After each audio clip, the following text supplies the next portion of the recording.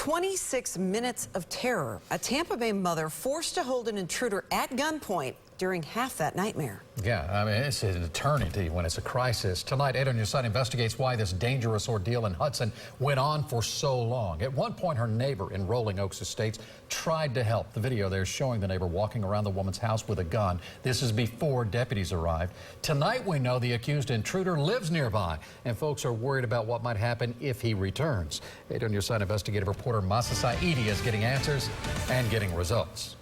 Keith, Stacy, after we started asking questions, neighbors say deputies went back to the house and for the first time, they took witness statements and they took pictures of the scene.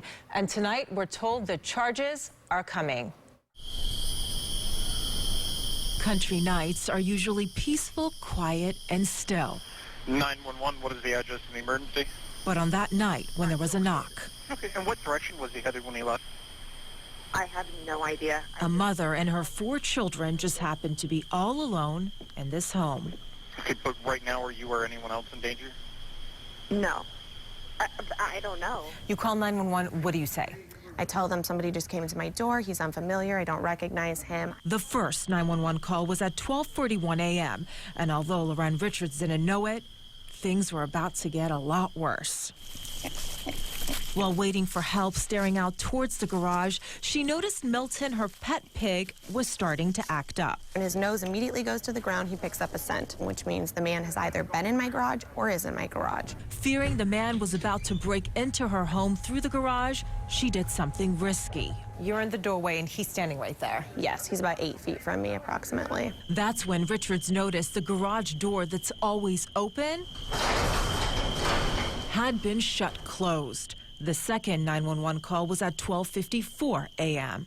I have a gun pointed, and I need the police to show up immediately. I called 10 minutes ago, and nobody has shown up.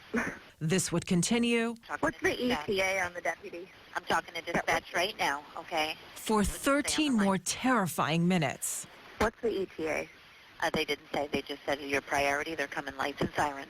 As Richards was confronting the intruder, I called the police. They're on their way. My neighbor's on the way. I will shoot you. I will shoot you. there would be another 911 call. Neighbors stepping in as the stakes got higher. And I want to make sure the cops know that my husband went with a gun over there to protect her. Surveillance video catches that caller's husband and his gun. I'm like, I gotta help, you know. She's got, little kids here, and we held them at gunpoint until the cops showed up. Tonight, 8 on Your Side investigating after this community says Pasco deputies just took too long to get to the scene. The response time is huge. The county oversees 911 communications. They say Richard's first call was categorized as a suspicious person. According to the county, the recent average response time for such a call is around 10 minutes and 31 seconds.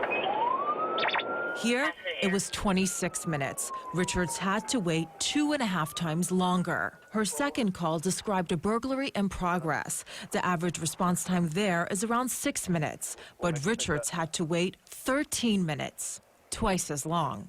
Had she not had a gun and been ready to protect herself or called the neighbors, she might not be standing here, because who knows what would happen. A report from the Pasco County Sheriff's Office identifies the intruder as Devin Cook, a 25-year-old with a history of legal troubles who lives just a few doors down. Bobby's known him since he's about 8. I knew him when he was young. Deputies say Cook was under the impression his grandparents were murdered and distraught. Citing an active ex parte order, he was transported for a mental health evaluation. He went in our property. We have him on video. Tonight, Richards able to get a temporary order of protection against Cook. Meantime, the community tells 8 on Your Side they feel unsafe. They want Cook fully prosecuted, and they want deputies to get there faster next time. The Pasco County Sheriff's Office says their goal is to always respond as fast as possible. They note the county is very diverse and large. They also say once they got a call about the break-in, they immediately switched into emergency mode, trying to get there as soon as possible. Yeah, the mom was very patient, if you ask me, just once your ETA. I mean, I would be a little more frantic about it. What's the latest on the criminal investigation? So we just found out today that he is going to face a felony for burglary. We're told that Cook will be charged as soon as he's released from the medical facility, but this story really isn't just about him. Across the country, police are getting more and more calls where crime and mental health problems intersect. And part 2 of the story that's going to air tomorrow, you're going to see deputies on the front line. They're trying so hard to deal with this very tense, emotional situation. We're going to see it from multiple cameras, all angles, and all parties involved. Can be dangerous as well. Yeah, absolutely. All right. He could have been killed. Yeah. Thanks, Masa. And if you have a problem you'd like Masa to investigate, call our 8 on Your Side helpline, 1-800-338-0808.